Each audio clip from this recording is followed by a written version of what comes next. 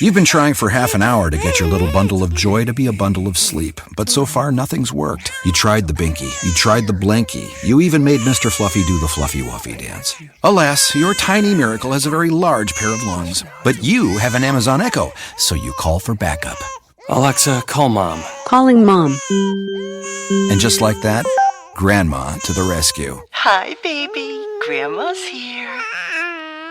Alexa, thanks. Anytime.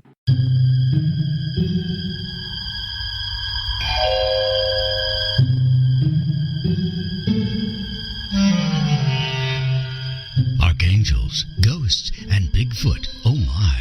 It's just another night for Supernatural Girlz. Real stories, real answers to life's biggest supernatural mysteries. And now for another exciting interview with paranormal experts from this world and others. Here's your host, paranormal researcher Patricia Baker, on the one, the only Supernatural Girlz.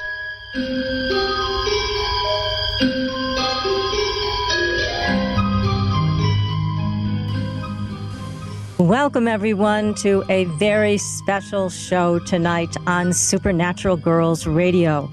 I am your host, Patricia Baker, and I am here with my co-host, numerologist, Patricia Kirkman. PK, how are you tonight?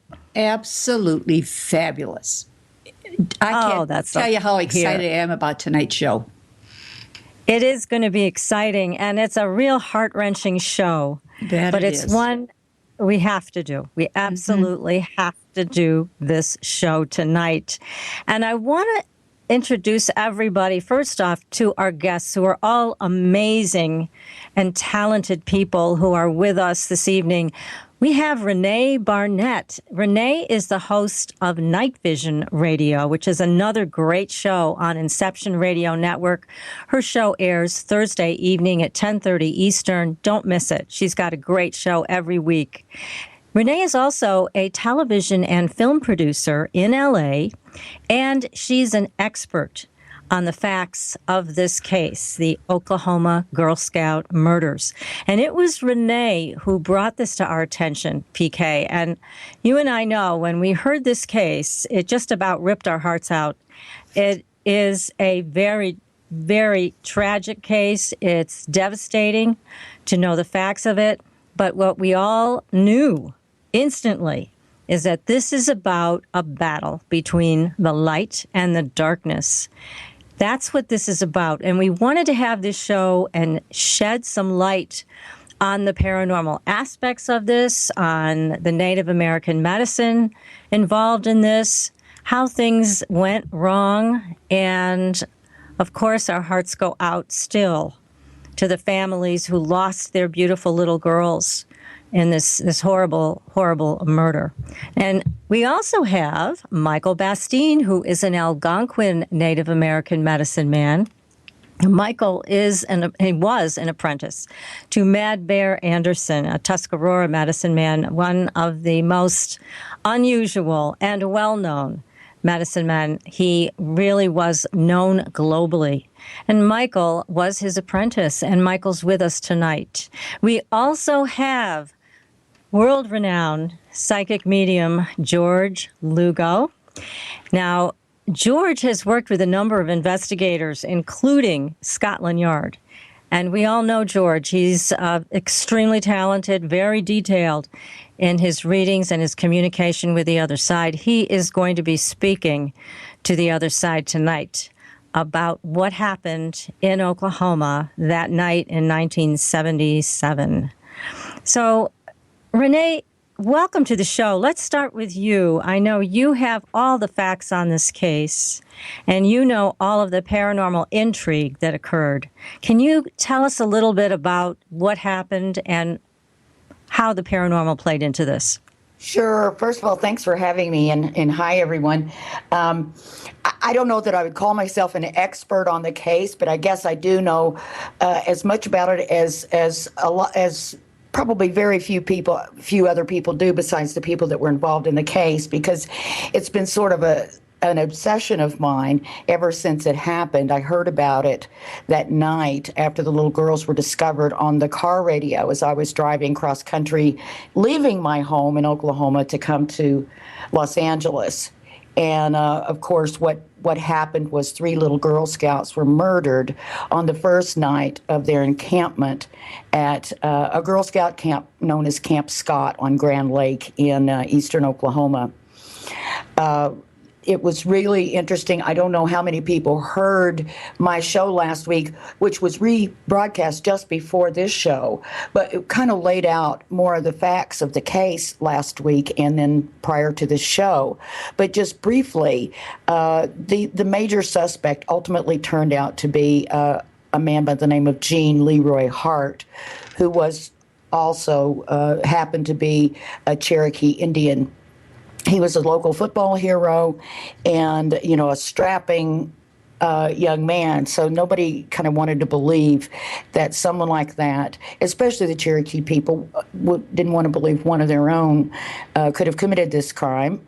And so he was able to evade law enforcement for a long time. It became the biggest manhunt in Oklahoma history and was only ultimately were able to track him and bring him in once the Oklahoma State Bureau of Investigation agents sort of returned their own native heritage.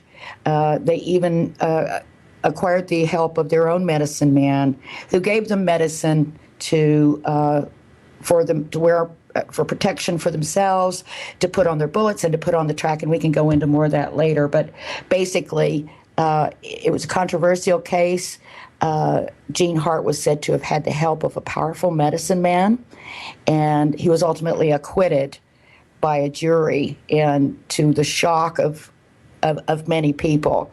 Later, DNA confirmed, because this case happened in 1977, there was no DNA, but later DNA did confirm that it was consistent with his DNA, and also the sperm was unusual. So they were able to connect him to the crime scene by physical evidence and by DNA evidence. Now, also, wasn't he an escapee from prison? Wasn't he? Yeah, that was the other thing. He was already a convict. He was escaped from Granite Prison, as I was corrected the other night, prison in Granite, Oklahoma, where he was serving 144 years for raping and kidnapping 2 teenaged pregnant girls from Tulsa. And he had taken them out in the woods. Some of the same evidence matched the evidence at the Girl Scout camp. The same types of knots were tied. He used the same MO all the way around, and actually tried to bury these girls, but it was in the wintertime and the ground was too hard for him to get very far. He partially buried them. Thank God. Yes, left them tied in the woods and was going to come back later. And I don't doubt at all that he was going to come back and attack them again and then kill them. But somehow one of them managed to get free. They escaped, and he was actually brought to trial and convicted of that crime. So to me, it wasn't that big of a stretch that he could be guilty of this crime, which was very similar. And of course, a lot of times, as we know, serial rapists will, initially just start out with the physical attack, the violation and the rape. But then if they get convicted, the next time they do it, they don't leave witnesses. So I think, and also killers' crimes escalate. So I think that may have been what was going on, but that was it. But what ensued were, and the paranormal aspects of everything that went on was just amazing. And I don't know how you want me to get into that. Before you do, I'm going to just take a break for a second from all of this information, which is very important for our listeners to know and understand. I'm going to move over to PK. And PK, I want you to talk about what you found, because what PK did is she took a look at this man's numerology and his birth date. Who was he? So from that perspective, PK, tell us a little bit about what you found. I thought it was fascinating. I know Rene wants to hear this. Oh, my gosh. I'm taking notes right now. I've got my pencil and paper. I've taken notes for you too, Rene. I tell you. All right. This is interesting. The fact is, this young man was born in to have issues with females. So it started with his mother. He couldn't get over that. He had a destiny that was a 19-1, which means that he felt abandoned and alone clear up to his early 20s. So he felt unable to connect with anything. He had very low self-esteem. He was not a rule maker. He found rules absolutely horrible to have to deal with. Yet any change he ever made was restricted. He was extremely intelligent, but very fearful of the light and the dark. This is a man that had the boogeyman carrying with him most of his life. But I found it very interesting when I'm looking at all this is that when he passed away, it was a 27-9 day, 9 ends things, ending of old issues, in a month that would have dealt with a heart problem for him, which is exactly what happened. The date that he was, when this event took place, in 1977, it was a 24/6. 6 is all about family and universe and wanting things to be perfect. And it was a 9 achievement. So the way of making it work and put together was very difficult. It was dealing with endings and unable to pull things together. He died on a universal 8 year. We are in a universal 8 year again. Today is a universal, and it's a universal 8 day. So it's combination of things dealing with the female side, the family side, and the wanting of being perfect. And his feelings of inadequacy, I would probably have to say that he tended to go from impotency to way off the other side. That's why this was so much a draw for him. Well, a lot of that is Patricia, consistent. I'm sorry. You also said something about he had no conscience. That's something else on the numbers. Well, that's why I said taking a look at it. He was extremely intelligent, but very fearful of what he knew. He truly believed there was a boogeyman or a somebody bigger than he that would take away his powers. He tried to be powerful, but his low self-esteem created such major issues for him. Then the intimacy or lack thereof with women gave him that need to be more in charge, to control them. And the only way he could control them was to take away their dignity by rape. Wow. Yeah, that is fairly consistent with what I know. I don't know everything about his personal life, but I do know that he had an absentee father, so that right away, brings in some abandonment issues. Definitely. He lived with his mother, who lived nearby Camp Scott. In fact, that was one of the reasons that he initially became a suspect, because his mother lived so nearby. I don't know what his relationship was like with her. I know that he was estranged from his wife, and that he had also molested his own child, and I think attacked his own wife. So I know that at least, due to the molestation, that they split up, and it might have also been attacks on her as well. But it seems like also just generally that when you find guys that are child molesters, doesn't that sort of suggest an inadequacy with normal women, or fear of rejection? They want someone that they can overpower and feel bigger than. And definitely. And in his case, because he was very much a rule breaker and felt such low self-esteem for himself, 8s and 4s, when they're out numbers, are always karmic. They have a karmic impact. And as I said earlier, it was an 8 universal year, and when we were going through all this, and the girls were in tent 8. Yes, that's right. They sure were. Yeah. So everything to do with the 8s, the year that it was in, what was going on within him, very much a pervert. I mean, that's the nicest way I can put it. And also, Patricia, it's so interesting that here we are again with an 8, and we are talking about this case. Exactly. Exactly. So it's kind of coming to another full circle here. It has. And you've done a great job looking at this guy. I can certainly see from Rene what you shared and PK what you shared. This looks like the man who did it, even though he was found not guilty, which is unbelievable to so many. But, I have to share with you all, I had a phone call today from a dear friend of mine. I hadn't heard from her in a long time. Her name is Kelly. And Kelly said, I had to call you because I saw your post about the Oklahoma Girl Scout murders. She said, I was a Girl Scout then. And I remember that case, and I was scared to death. I didn't want to go to camp. My mother made me go.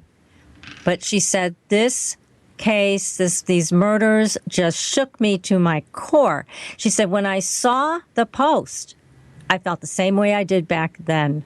There's something about this case and this experience that intuitive, sensitive people know there is so much more to this from the dark side of magic, from these demonic beings that he called forth, which we're going to get into that with Michael Bastine and with George Lugo tonight.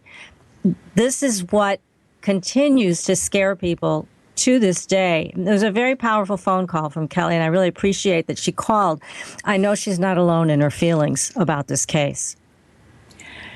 When we take a look at how intelligent the young man was, but what is intelligence? It's a borderline between reality and insanity.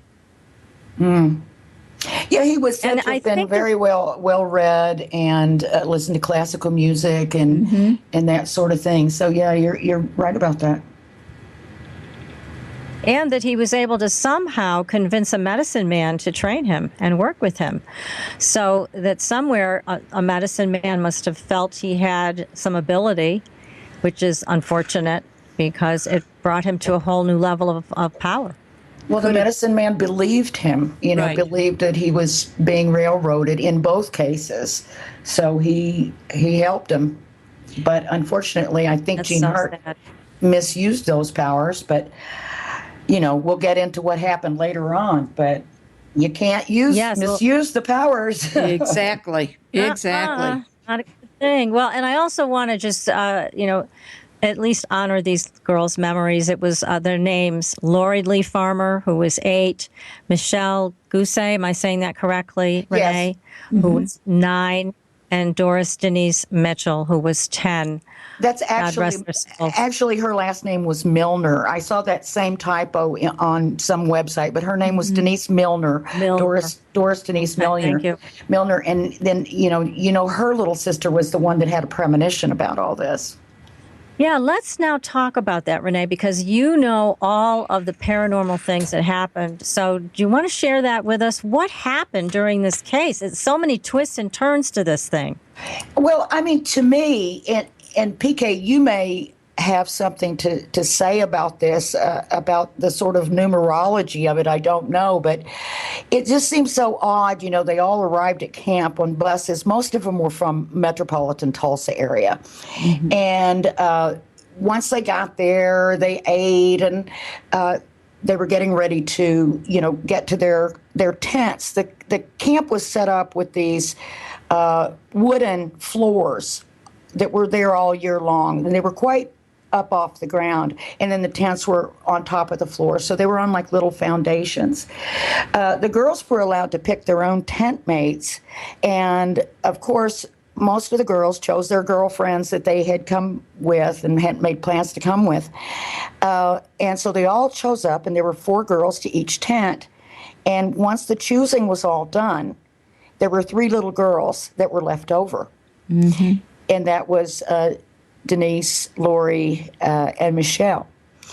They didn't know each other at all, and Denise had really not wanted to go, and she begged her mother, "Oh, please, please, I don't want to go, And her mom says, "Well, listen, just go. I think you'll have a good time once you're there, and once you get there, if you still don't want to be there, call me, and I'll come and pick you up. I think it's only about an hour drive from Tulsa." And so she asked the counselor, she said, "Oh, I want to call my mom." And the counselor said, "I tell you what, let's have dinner, go to our cabins, write letters to our parents, and if you still want to call her in the morning, I'll let you call her. Well, of course, Denise nor the other two girls made it alive to the next morning. But it was interesting. Denise Milner's mother tells a story about Denise's little 5-year-old sister, Kathy, who that very evening came up to her mom and said, "Mom, why do people die?" And the mother said, "Well, that's the cycle of life. People are dying all the time, but babies are being born all the time. That's the way, that it works." And the little girl said, "Well, tonight everybody's going to die." And I thought that was quite strange. Yeah. Very much so. I think that was kind of a shadow of things to come in terms of these energies were already bleeding through. And here this little 5-year-old girl was picking up on the tragedy about to befall their family. I mean, it is a good example of how powerful these energies were and how they were already in place even before the event. Yeah, absolutely. But it was, there was it was being reported in the newspapers, the activities of the medicine men, the idea that Gene Hart was a shapeshifter, and that's how he was able to evade the agents for so long. I think the manhunt was something like 3 years, and it was the biggest manhunt in Oklahoma history.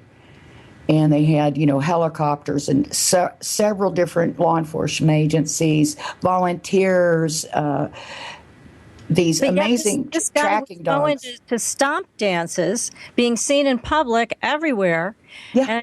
And yet the investigators would get there and he would disappear into thin air. They couldn't find him. Yeah, absolutely. Well, he would go right into town. He'd be seen on the streets of Locust Grove, but no one would say anything. It was really wild how he was able just to move about freely. And then he was moving about a lot at night, and they thought, that he was burglarizing places, which I believe they subsequently proved that he was. In fact, he had been to the camp a couple of days before, and they found a rip in one of the tents when they arrived. So it was like he was getting ready to, break in there. He knew the Girl Scouts were going to arrive, and so he was already making a way to get inside one of the tents. But they found it on arrival, and they fixed it. Somebody stitched it up before that night. So it became tent number 8. There was a couple of tents that got broken into that night. Things stolen, a pair of glasses, different things. Goodness. The pair of women's glasses, which, of course, he was subsequently seen to have on his face when he was arrested. He was wearing that pair of women's glasses that he stole that night. Oh, my goodness, how bold.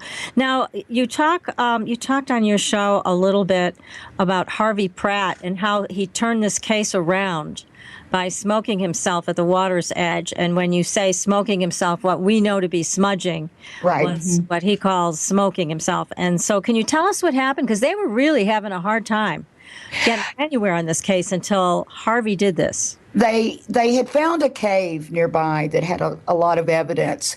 They were able to tie the cave to the crime scene.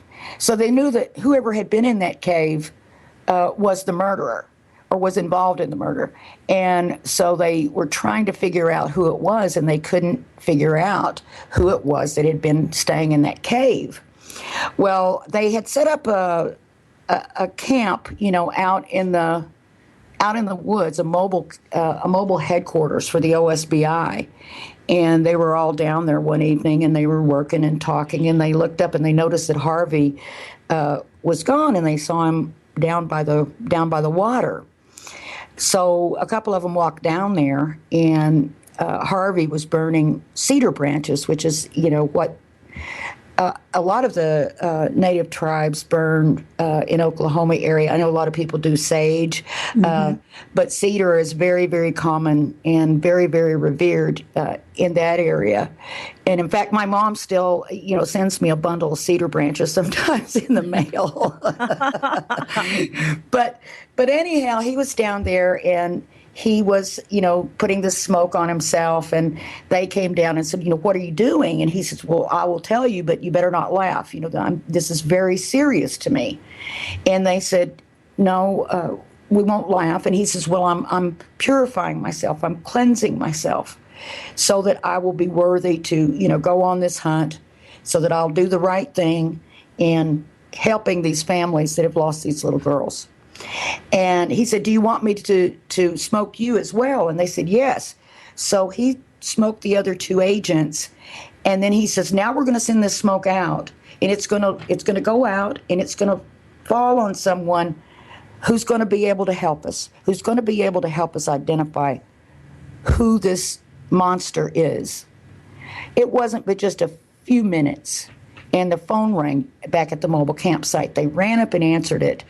And it was a photographer who had identified a picture that was published in the Tulsa paper, a picture that they had found in the cave, and it looked like a wedding party. And so they finally published it in the paper and said, does anybody know who these people are? The photographer calls and says, well, I know who that is. That's a wedding. I took the pictures. As it turns out, that photographer was also teaching a photography class at Granite Prison.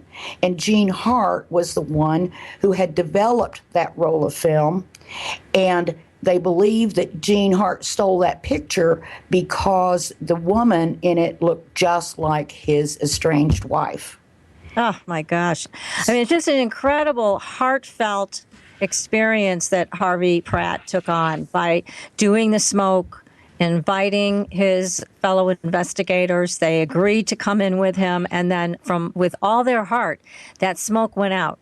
And they were able to turn the case around, because from everything you've told me, Rene, and from what I've seen in the documentary and from the book, this case was going nowhere fast. And these investigators were scared, too. This was a frightening experience to have this guy be so elusive, to have so many people in the community be on his side, and to know that there was strong medicine behind him. That is a scary thing for all of those investigators and all the people and the families involved in this case. But thank goodness that Harvey saw a way through this to use good medicine to really send that out. So he really did the right thing. And then there's other things, too. Talk about those dogs. We had highly trained tracking dogs. And these, tell us absolutely. About that. They had brought in some tracking dogs, some world famous, tracking dogs from Pennsylvania that were supposed to be highly trained and all this. And they brought them out. And I mean, almost instantly, one of them just broke loose and ran right out in the middle of the highway and was hit by a truck and killed. Oh, that's crazy. And the second one died like a couple days later of heat exhaustion. But I understand that, there's a story that was told in the book, and I don't know if the agents witnessed this or not, but someone said that there was a medicine man there when they brought the dogs out, and that he was just standing off and he was staring, at the dogs. So I don't know who that medicine man was, but if it was him staring at the dogs and he was trying to do something with them, then obviously it was someone that was working on the suspect's behalf. But it was only when they went to visit their own medicine man that he told them, they said, we're seeking someone who murdered these girls. And he, looked into it, metaphysically or psychically. And he said, the man you're seeking has the help of a powerful medicine man. Oh, and these guys said, well, wait a minute. I thought you couldn't misuse the medicine man's power for evil purposes. He said, you can. And Michael will be able to tell us more about this, I'm sure. I'm really hoping. You can use the medicine man's power for evil purposes if the medicine man believes you and believes that he's doing good.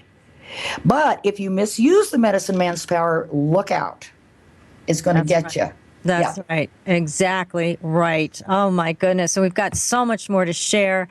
And if you have a question or you want to talk to us tonight, please call in at 888-919-2355. Again, that's 888-919-2355. Or you can join us in the chat room.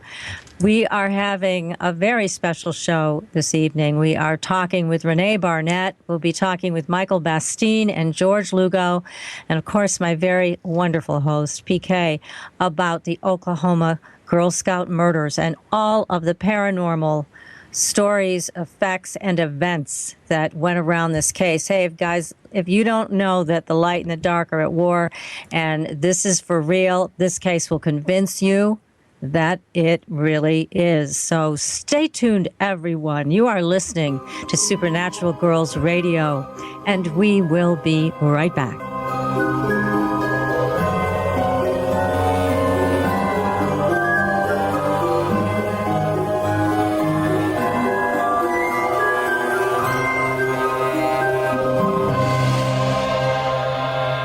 You're listening to IRN. The Inception Radio Network, Chicago, Illinois.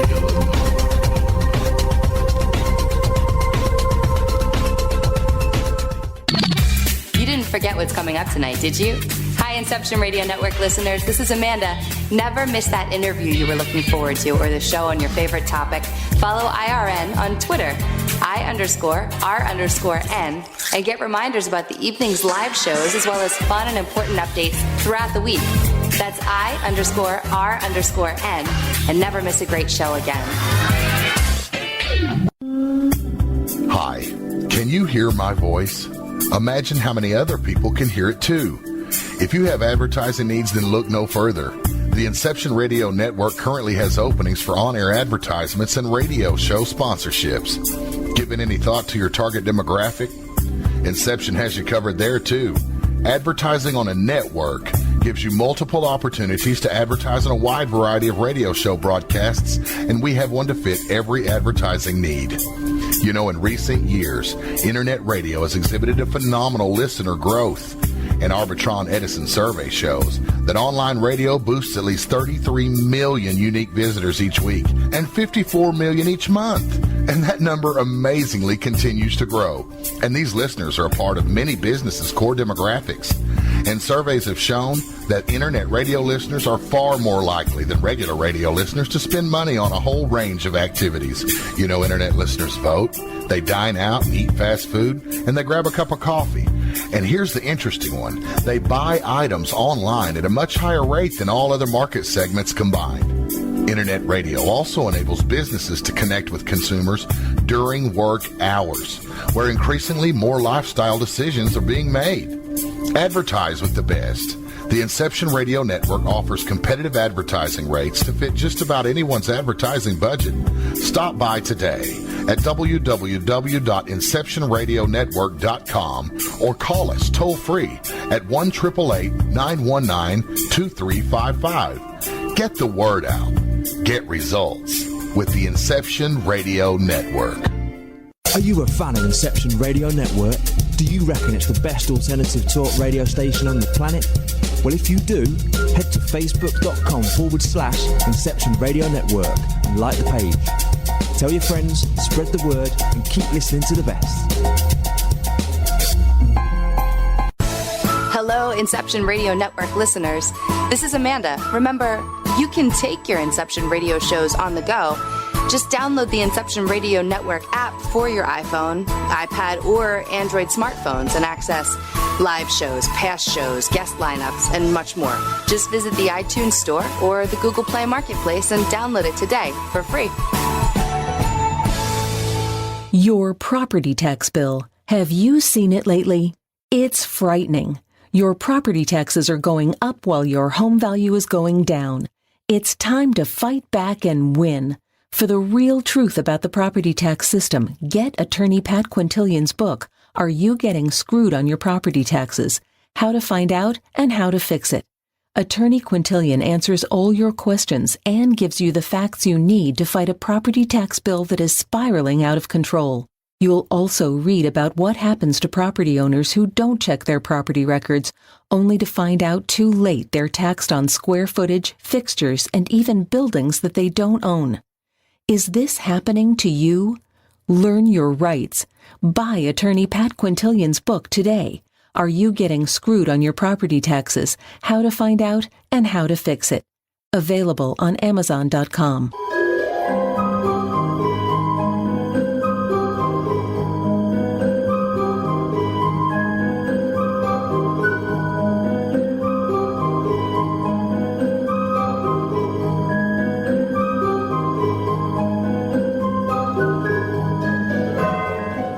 Welcome back, everyone. You are listening to Supernatural Girlz Radio.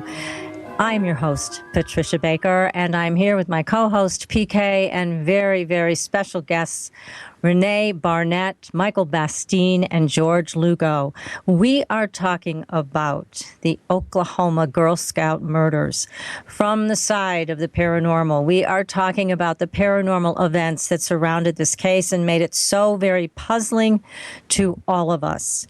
This is a case of evil versus good. And that's the way we're talking about this tonight. This is not about religion. This is not about ethnicity. This isn't about color. It's about none of those things. It's about the light versus the darkness. And if you didn't believe that the light and the dark have their battles, then you will after tonight's show. So, Rene, let's go back to what you were sharing. Let's see if we can wrap up this part of the paranormal experiences.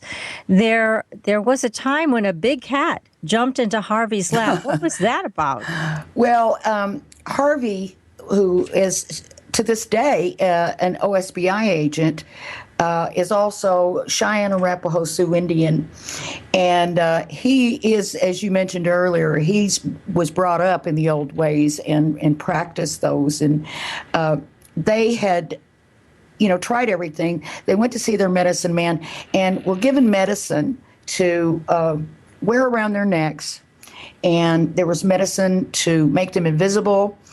The medicine man said, walk far apart. And if you can get him between you, he won't be able to see you. He gave them medicine to put on their bullets so that they would only go to the guilty person. And he gave them medicine to put on the trail so that if they pick up his track, they won't lose it if they put the medicine down at the start of where they found it. And so they decided to go out, and Harvey and his brother Tony, who was another police officer from another agency who just decided to go and help Harvey out. They decided just to go camp out at night in the woods. And as Harvey said to me, just, two Indians out in the woods, hunting or doing whatever. And so they were out in the middle of nowhere. And I mean, those woods can be remote in Oklahoma. And they were sitting there by the fire. They had made a fire, and Harvey said it wasn't even a cold night. They didn't have it for the warmth. They just had it more just for the comfort of sitting by the fire. It made them feel more comfortable because it was quite spooky out there. Yeah. And they were sitting there and they were taking turns and staying awake, being on watch. And I guess it was Harvey's turn, and I think he just nodded off. And suddenly this cat jumps out of the darkness from nowhere right into his lap. And then it jumps off. He's flinging it off, and it's screeching, and he's throwing it off, and at the same time. And, of course, it led them to think, well, wait a minute, they say Gene Hart's a shapeshifter. Could that have been Gene Hart or someone else that was, working on his behalf, or some other dark force, turning into an animal? So that was pretty scary. Let me ask you about this, too, because, again, we have all these dark forces in play. And certainly they spooked the investigators. They were scared. I even heard them on your show. They still sounded scared as they were talking about all of this. So we have these dark forces working to obfuscate everything, to make people think that he's innocent when he's truly guilty, to make sure that he can come and go as he pleases, even though he's an escapee and he's already been convicted of these other crimes. He's walking around free as a bird. And the dogs died. And supposedly there was a Native American medicine man who may have had a hand in that. It's terrible. And then we have a Native American medicine man who is helping the investigators. Now, he did a rare ritual. Tell us about that. Oh, wow. That was really interesting.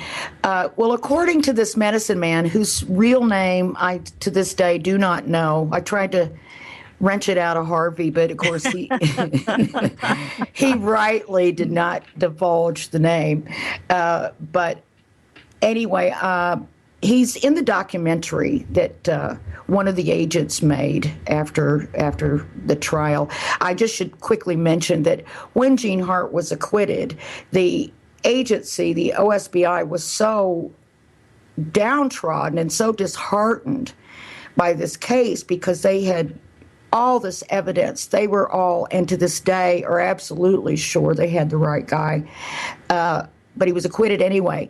I think there was something like, and I may be wrong about these numbers, but it's close to this. There was something like 36 agents on the Bureau at the time, and I believe 30 of them quit as a result of that trial, as well as the district attorney, who was the biggest legendary prosecutor in Oklahoma history.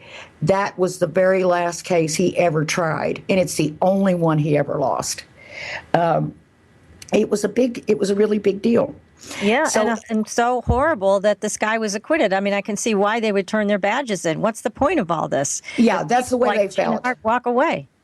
Most of them left law enforcement altogether. Harvey was the one that stayed and, continues to work to try to help the people of Oklahoma with their crime problems. But the other guys went on to do other businesses. One of the authors of the book went on to become an Oklahoma state senator for many years.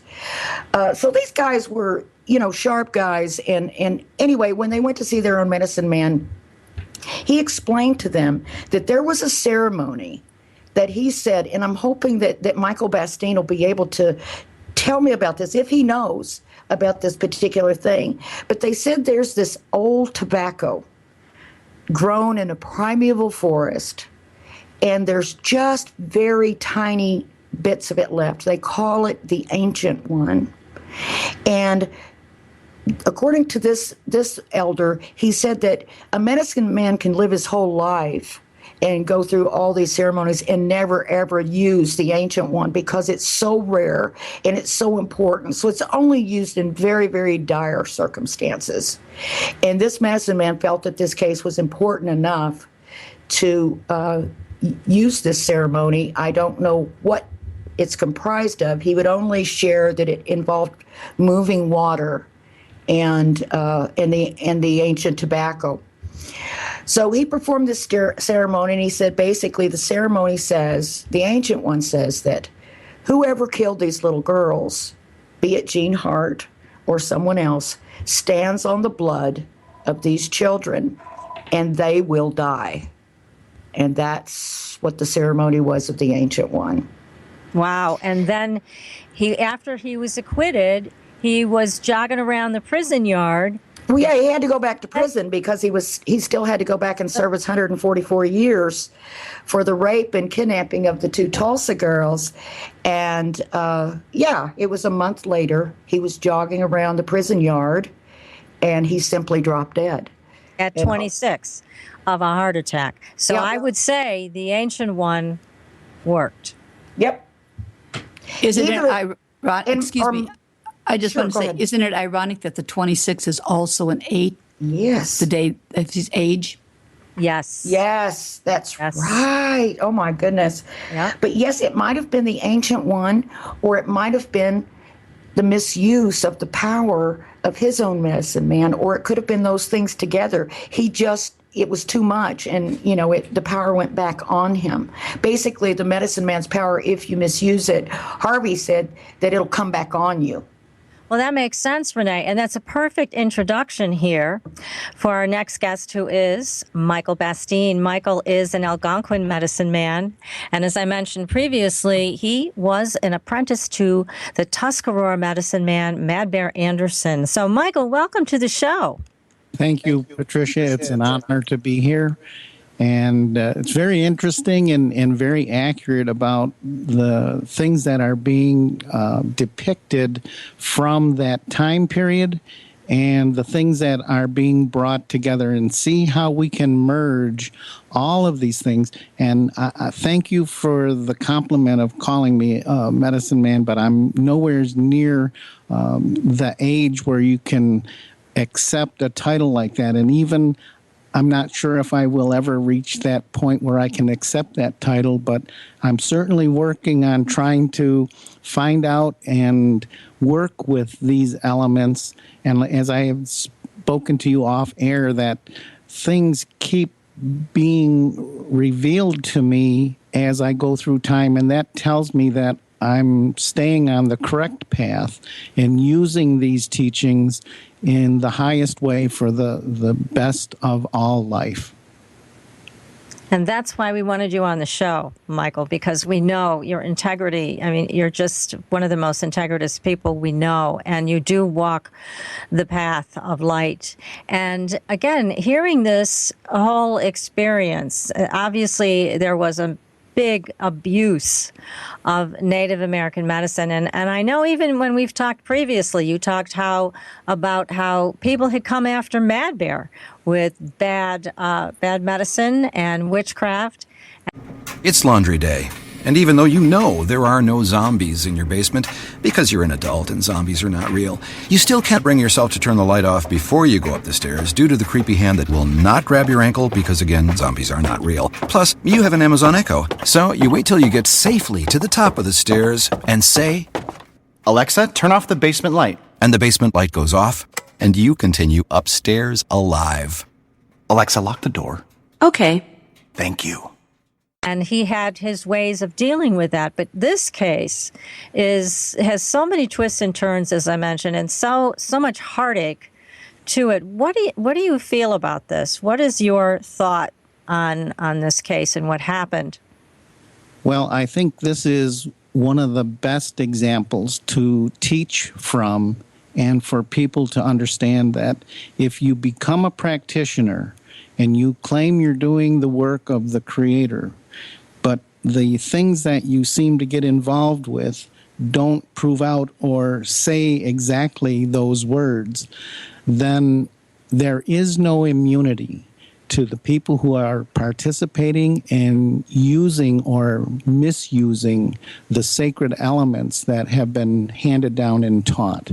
So this is why it is really crucial, and I think so far have done an excellent job of presenting the evidence and showing the interaction and how someone can use these elements to evade or to, in one sense, there are things that can be done to muddy up or cloud that situation, so it makes it more difficult to try to get through to find who is at the source. You may not find the exact teacher who was giving this information to someone who they hadn't screened enough. And that's why I said I took almost 3 years of me almost living with Mad Bear before you gain that not only trust, it's more than trust. It's demonstrating that you will not deviate. You won't allow emotion. You won't allow other human elements to come in to play a part of how you're going to learn and then demonstrate how you're going to use these things. And there were a few incidents early on where Mad Bear, I would be reluctant to do something, and he would do the encouragement and say, it's okay, you go ahead and you know how to do it. He would actually instruct me to do things. And that's the part where when you hear that instruction or you hear someone give you that confidence that says, yeah, without using the words, they're saying, you're ready. He wanted to see it demonstrated. He wanted to see me actually go and do the task or the action of getting involved with these things. So these are crucial for the teacher or the mentor to observe, because you're going to see a response after you do the task. And if the response is not humility or one that is accepting on a very humble level, then you would be very cautious to say, I think maybe this may not be someone who we should go any further with. Exactly. And it sounds like, I mean, from looking at all of this and all of the events that took place, whoever the medicine man was that apprenticed Gene Leroy Hart did not screen him thoroughly and really taught him some powerful things that Gene then used for evil. And then when we see it demonstrated and we see that it is being used for the wrong intent, with all the other factors in this case, you see that it comes out to have, there's an equation. And that equation is you start using, even if they would have started using numerology back in that time, I believe with the right people, they could have found him much sooner, and they could have prevented that from this event from happening. But because of the fact that they didn't access the help on the medicine level soon enough, and they waited till this last event to occur, that when I was looking into this from this other perspective, which is not using the videos, it's not using anything from other human accounts, that's when I did make an offering with, and we do have and use what has been referred to earlier in the program, the sacred tobacco. It's just used for ceremony. It's not used for anything else. And when I made that offering, these things started to be revealed that it could have been prevented if they could have accessed that medicine man earlier, that helped the law enforcement to not only protect themselves, because that's the part that I observed from Mad Bear, is he was very cautious about not letting his guard down, and he knew if he was going to venture into these areas, he had to have the assistance of other people with him. Even if we didn't know the purpose of what he was doing, it's what Mad Bear would say is the goodness in you, and the goodness in you, and the goodness in you. He would have people just present that would be willing just to be there.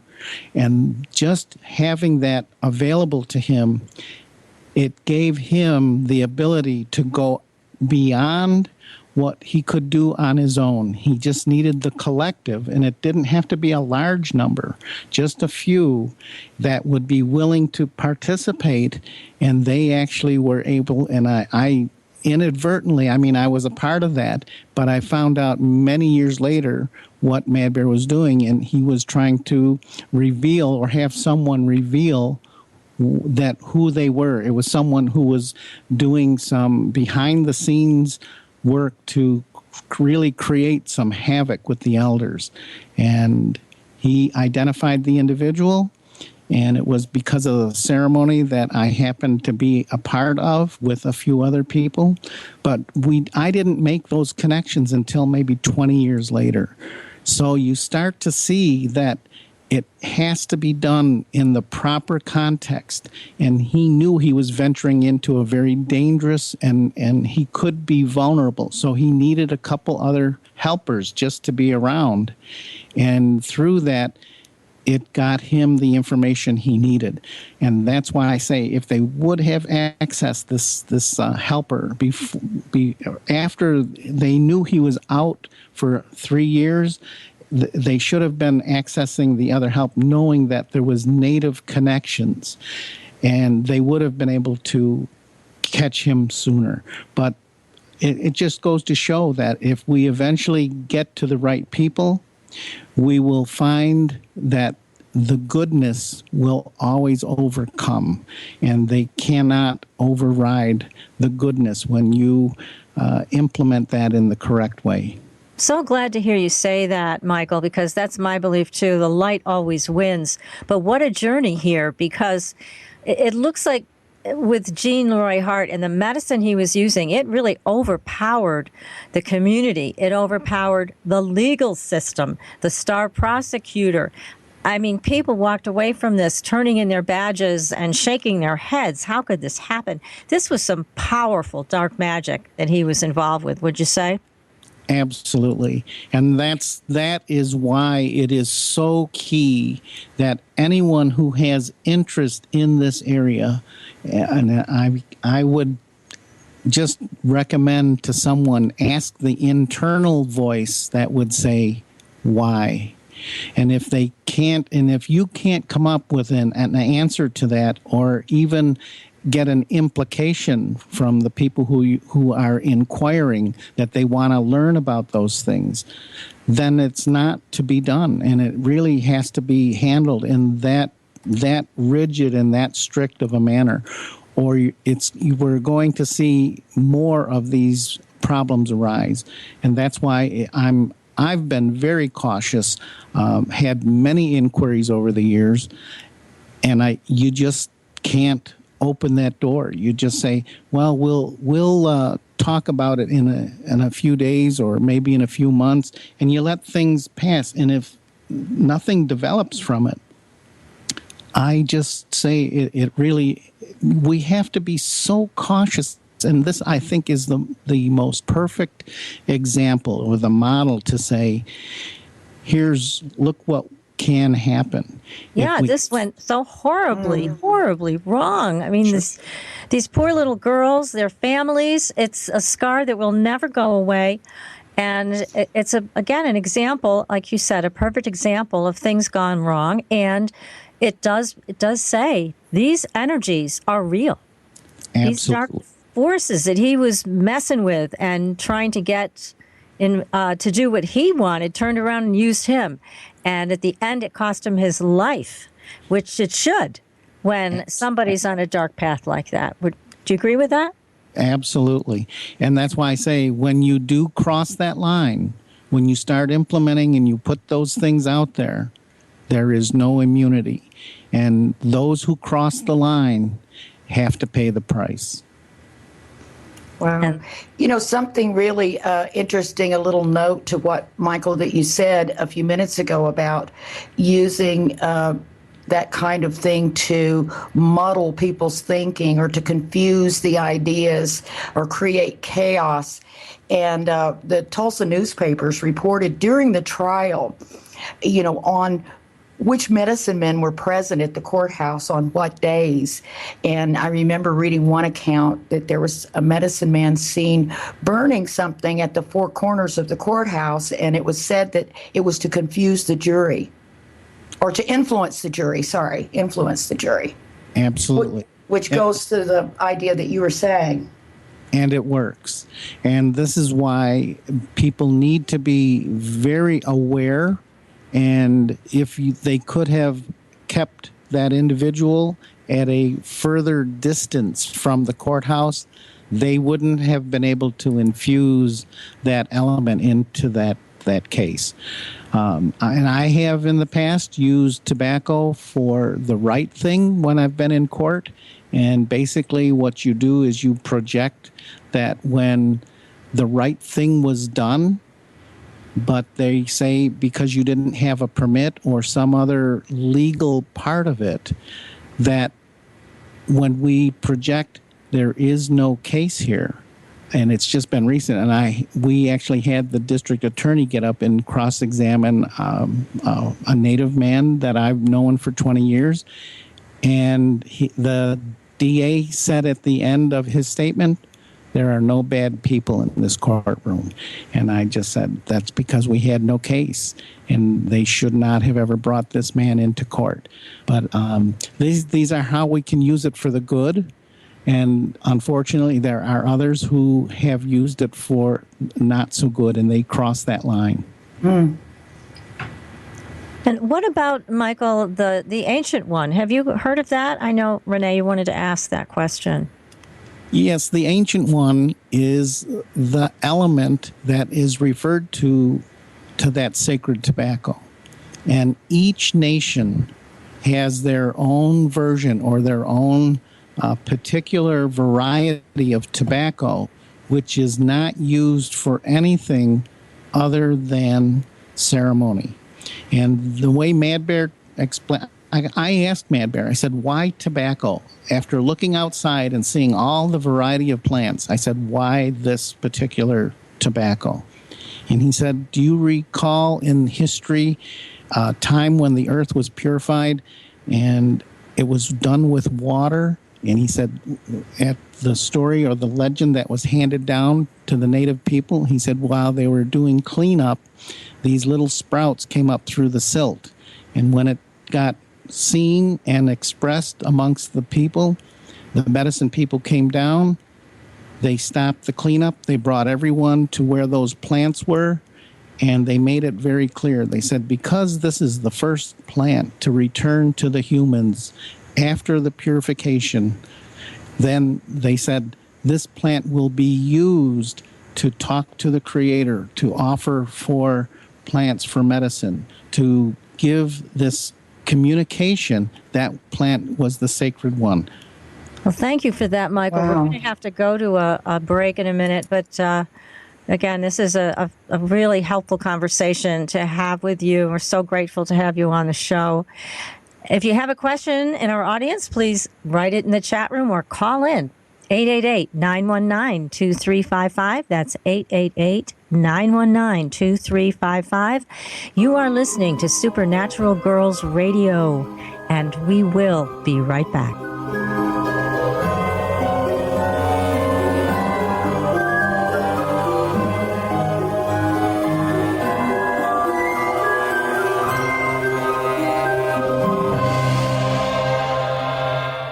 Listening to IRN, the Inception Radio Network, Chicago, Illinois.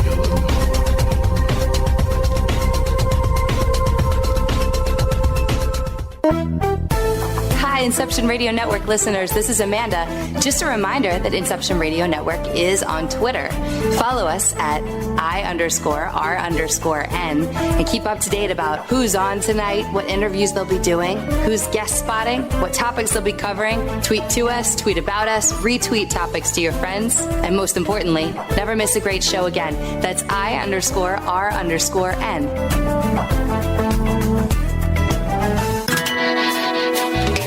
Have a computer?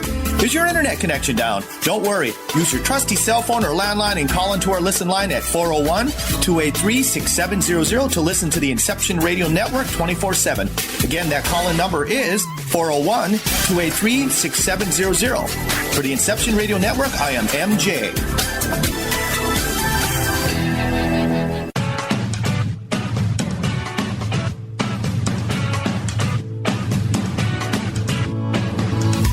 Hello, Inception Radio Network. Would you like your favorite show to be played again live on air? Well, now the choice is in your hands with IRN's live request portal, an easy way to request your favorite show with a simple click. IRN's live request portal now gives you exclusive access to all the shows.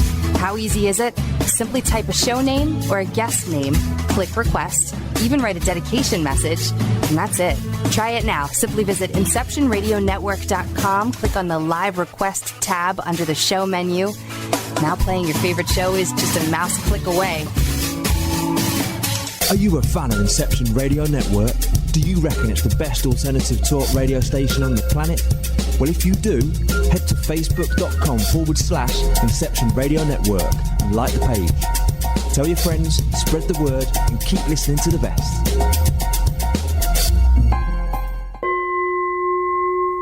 Are you ready for a new experience of freedom and powerful connection? Would you like a positive, effortless change in your life? Then come to CosmicFusion.com, where we offer the most advanced energy clearing and expansion techniques in the world, with a quantum vortex energy to activate your divine blueprint and life's purpose. When your soul leads the way with cosmic fusion and quantum vortex energy, you can break clear of past difficulties and blocks with the power of the source. With cosmic fusion, the source energy does the work for you. It's easy and effortless. Listen to our free meditation right from our Cosmic Fusion website, the Cosmic Code Meditation. Sign up for one of our interactive webinars today. Come to Cosmic Fusion, www.KOSMICfusion.com, to experience an effortless awakening and transformation. Are you ready for an upgrade? Are you ready for a new experience of living in the fifth dimensional magic and powerful connection? Then visit CosmicFusion.com today. CosmicFusion.com.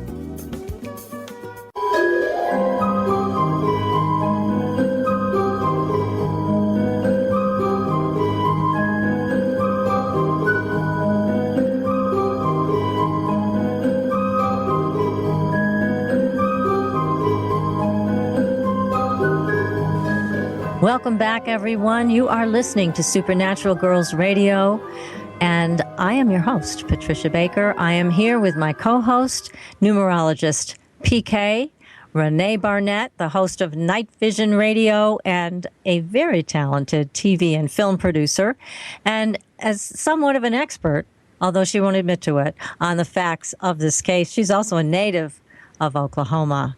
And we are also here with Michael Bastine, an Algonquin Native American medicine man who was apprenticed to Mad Bear Anderson. And now we're going to bring onto the show George Lugo. He is a world-renowned psychic medium. George has worked with people all over the world, many investigators, including Scotland Yard. George, welcome to the show. Thank you. Boy, what a case. Yeah, I kept myself out of the listen. All I'm doing is listening to all of this. I haven't done any reading on this. I want to have a nice clean slate to see what I pick up. Michael, really great explaining all of that. You know, you did a great job. Harvey, the guy that did the smoke.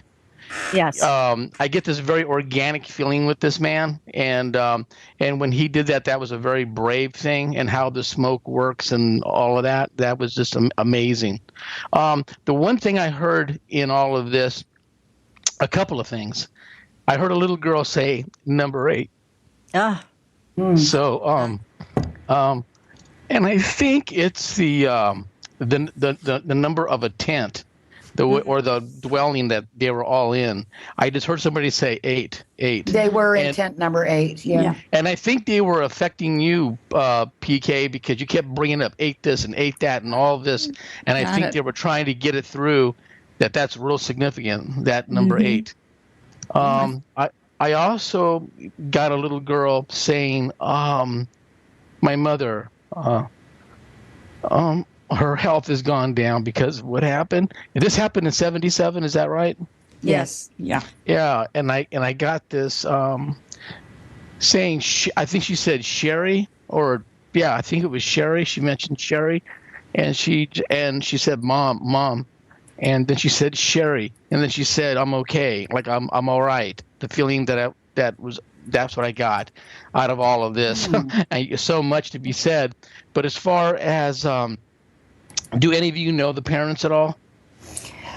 I don't know them. I do know who they are. I'm trying to remember if it was any of the parents, it would have been Lori Farmer's mother, I think. I think I got that right. She was saying Sherry, because I was kind of asking her with myself, just like, who do you mean? Who do you mean? And I just heard, I think it was Sherry or Cherry, but I think it was Sherry.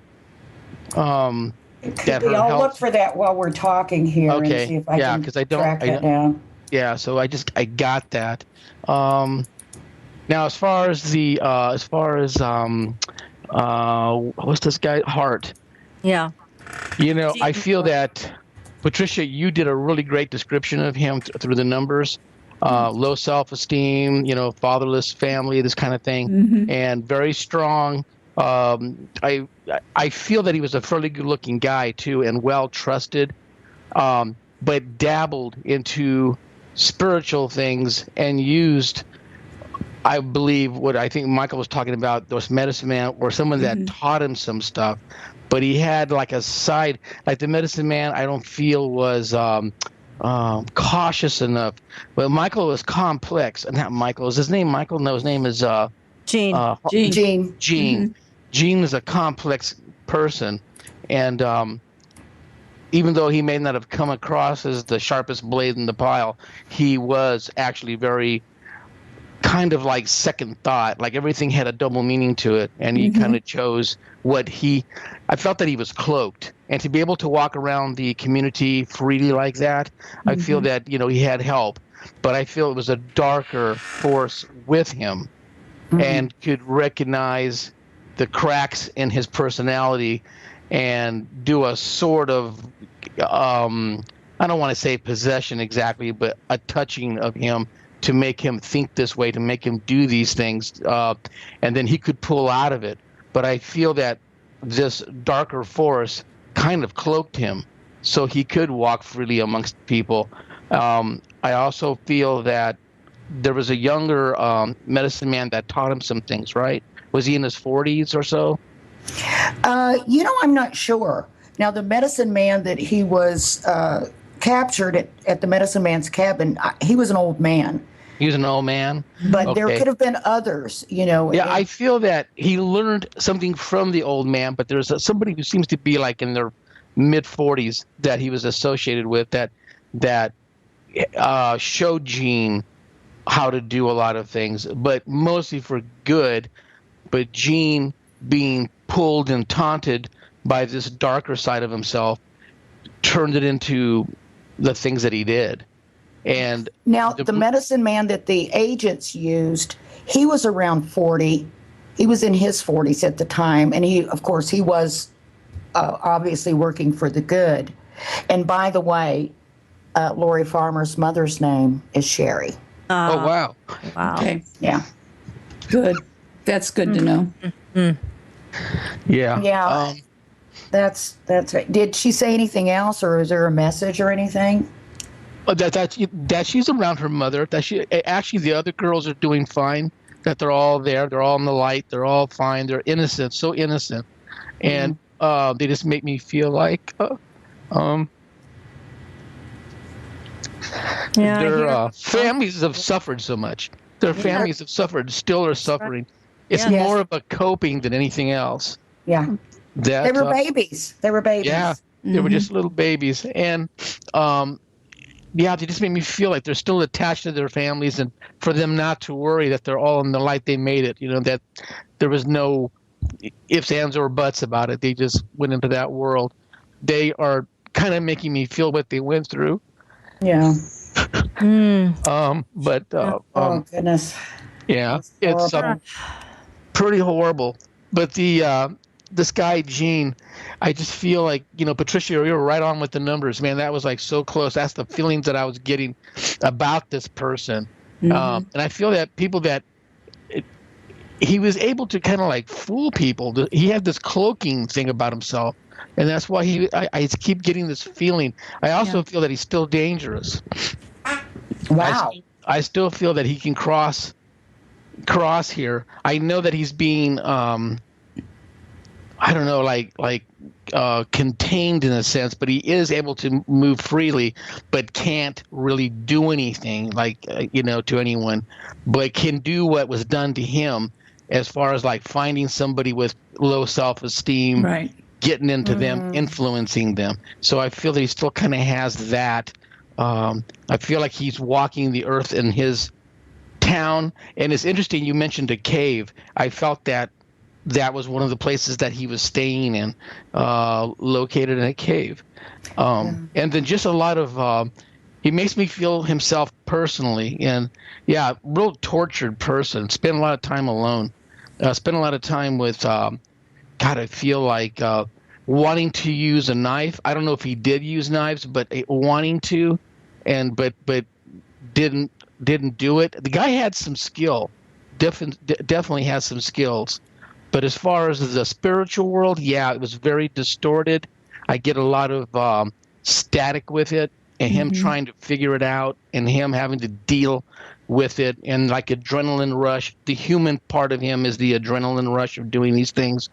And then the other part of him, he was very sad inside, I feel, and in some ways remorseful, but then pull away from that as soon as he found another target, whatever that is, breaking into a place or killing someone or that type of thing. I just felt that he was pretty, but all put together in a fairly good package. You know what I mean? So he could, And so he could fool people. He was really good at that. And I get somebody saying, yeah, he can never go back. And I don't know what they mean by that, but like he can never go back. So maybe have another earthly round or something. I'm not sure exactly, but I just feel like that. We don't want him back. God, no. Yeah, they don't want him back. He can stay right where he is. I think they were trying to tell me that he has maybe tried to come back, but he can't. So he's trying to influence someone like him, and it might even be in the same town. So, if something else like this occurs again, I feel that he may have some kind of influence in it. I mean, I'm not exactly sure. That's kind of what it feels like to me. Wow. And then also the knowing. He knows a lot, and just, I get the feeling of the overpowering of someone and having that person's life in your hands and fully controlling it and taking it when they want. And I just get that. It's like I get this kind of adrenaline rush with this, and I just feel like that was kind of what he was doing with these little girls. Also, prison life for him was not good. He was on guard and all the time because of his crimes, and he had to look over his shoulder. And I also feel that he practiced some of the things that he knew there also, maybe quietly or behind the scenes, but because he needed protection while he was there. They still got him. They still took him out. You know what I mean? He died of a heart attack. Is that right? Yeah. Yes. So they did an autopsy, and there was no explanation. He was a perfect physical specimen. He was an athlete. He was 26 years old. Yeah, and I just feel like, but I also feel that in prison he was like developed, like he was really strong. So he must have been like working out or something like this. I feel this adrenaline, but I also feel that it was time for him to go. The forces that are out there, good overtakes everything just about, but things slipped through the cracks, and he was one of them. And but it finally caught up with him, and it took him. Go ahead. I'm sorry. I was going to say, George, did you find that because he was such a terrible rule breaker and he lived in his head most of the time, people thought his quiet side was condoning things that were going on, so he was Mr. Nice Guy, when instead he was really brewing something in the head to take out somebody else in another way because of this restriction, this four square, his angers at things not being given to him the way he thought they should be. Yeah, I thought that everything out of his mouth was kind of like a double speak. It's like a forked tongue. It has a double meaning. And so he was sort of cautious about everything he did, the way he walked, the way he presented himself,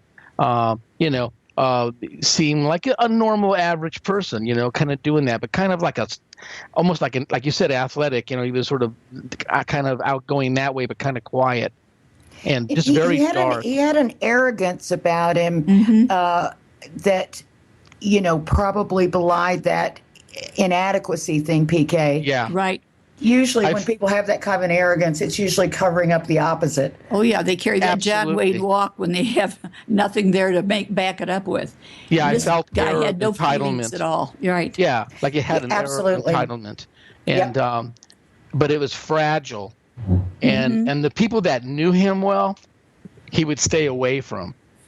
And so he would just constantly kind of on the prowl, kind of scoping things out, just always kind of doing that. And in very tormented in his head and in his soul. But a lot of things that Michael said was right on the money, too. I mean, it was just really good stuff that he was talking about, medicine and this kind of thing. He abused it totally. Yeah, he's gone now. The girls are fine. The girls are perfect. There's nothing wrong with them at all. I get nothing. All I got was my mother is suffering or has been suffering. They all have. But I just kept hearing mom, mom, mom. And then I heard 8, like 10th 8 or number 8. Right. And it seemed like a dwelling of some sort. And then I just heard, and then I was asking her, who are you talking about? And she said, Sherry. So it was Sherry? Wow, it was Sherry. Okay. Yes. And to let her know that she's okay. Is Sherry still around? Yes, she is.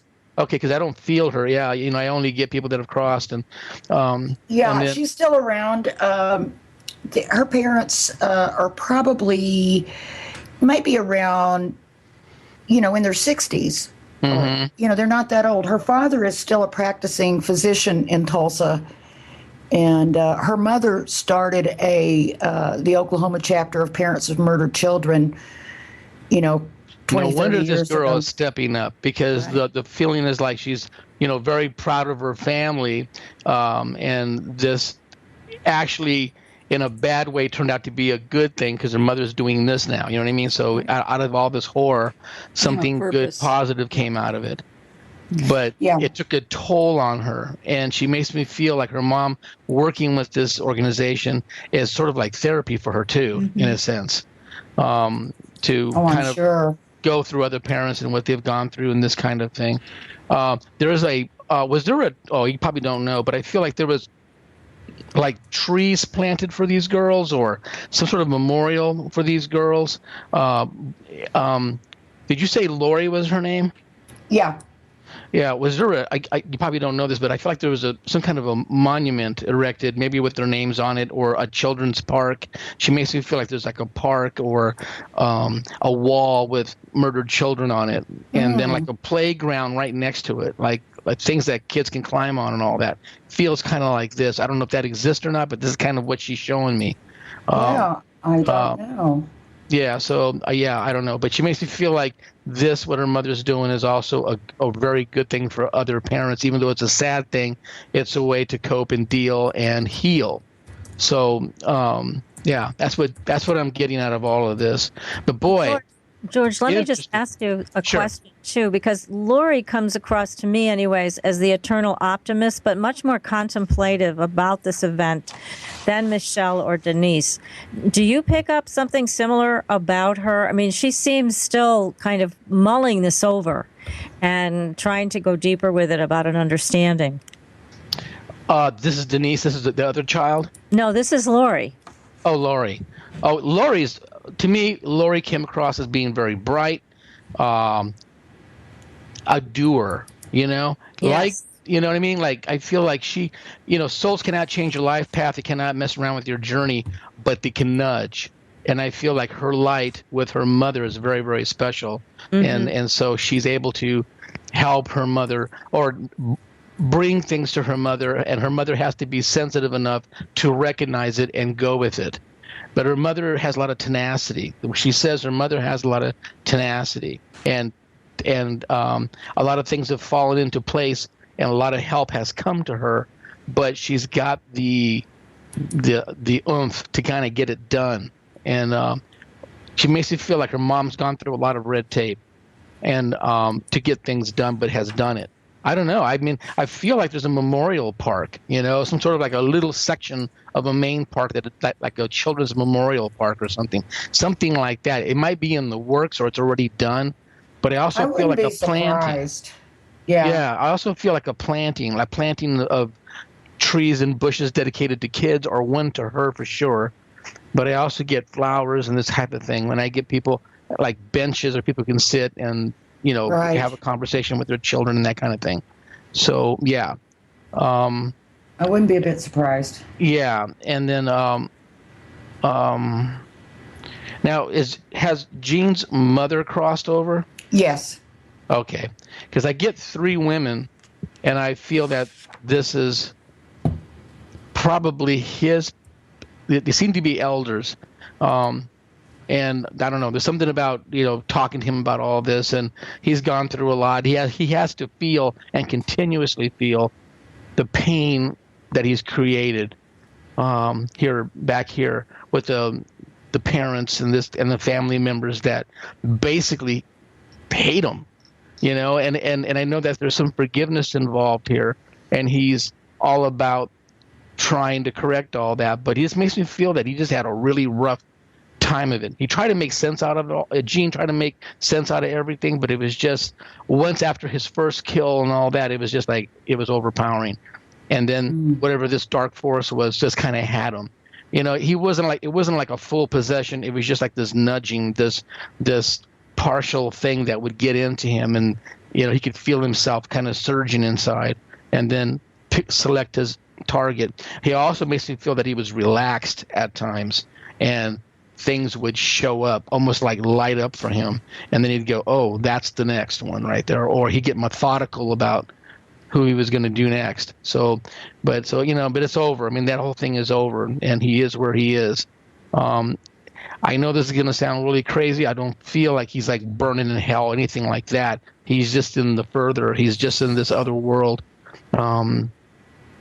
trying to make a difference. I really kind of feel that he's trying to correct his wrongs, but that urge is still pretty strong in him. And he's kind of in a different place than most souls that I see souls go to.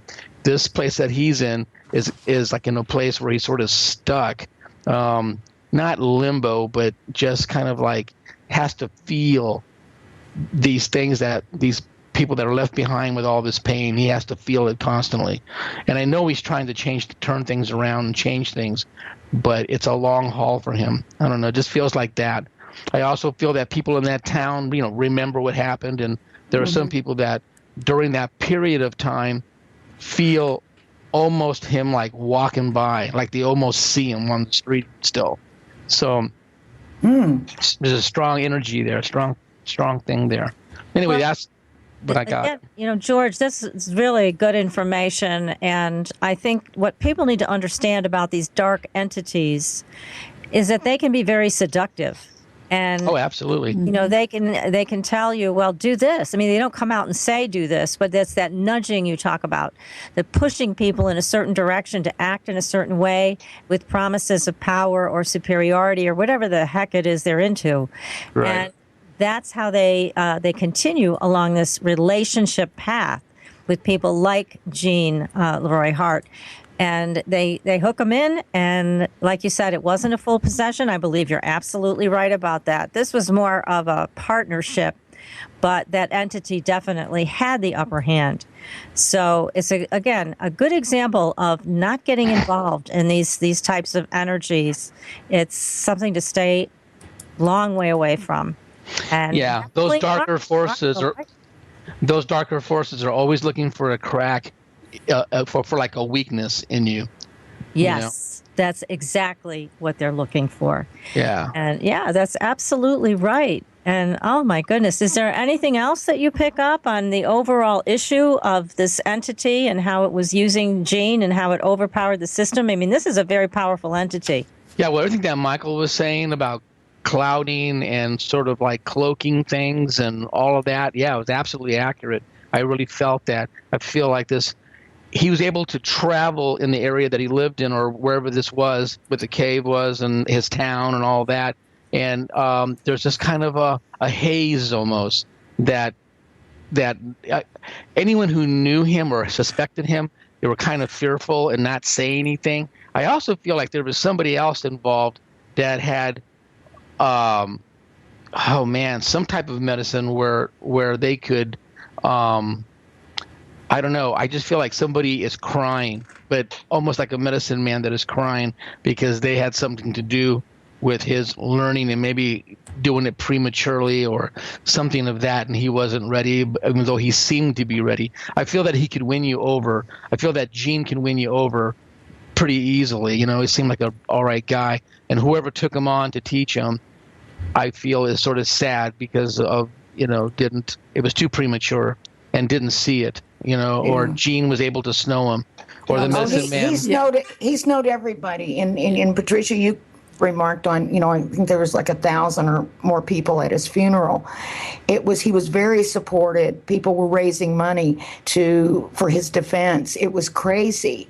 It was That's sickening. Well, it was crazy. The hard part is when you take a look at somebody like him, he's like a pancake. He's got the two sides to him. Depends on what side he's trying to show people.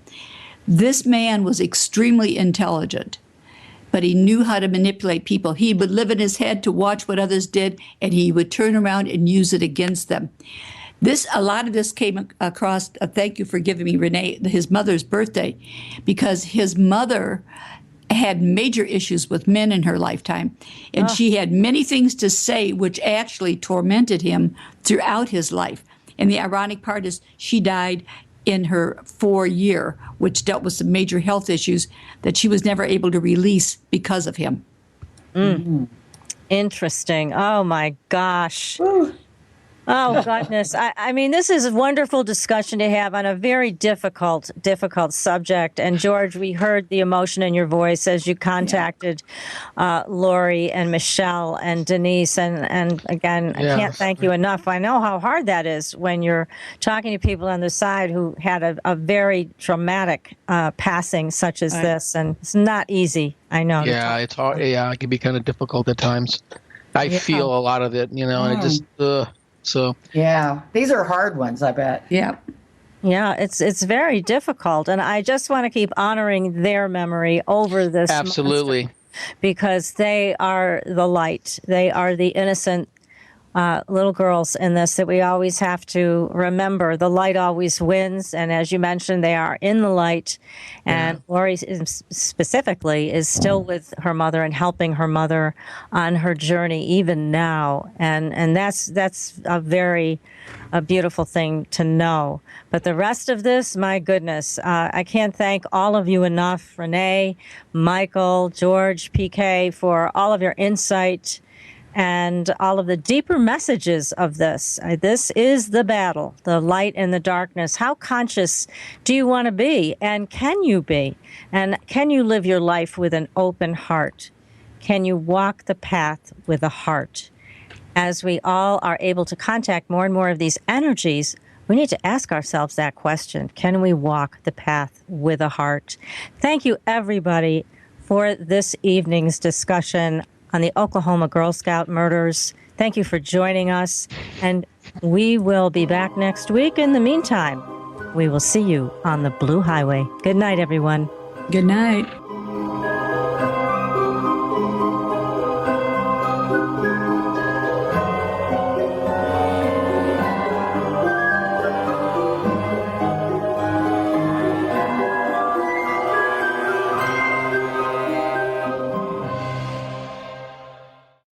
It's laundry day, and even though you know there are no zombies in your basement, because you're an adult and zombies are not real, you still can't bring yourself to turn the light off before you go up the stairs due to the creepy hand that will not grab your ankle because, again, zombies are not real. Plus, you have an Amazon Echo, so you wait till you get safely to the top of the stairs and say, Alexa, turn off the basement light. And the basement light goes off, and you continue upstairs alive.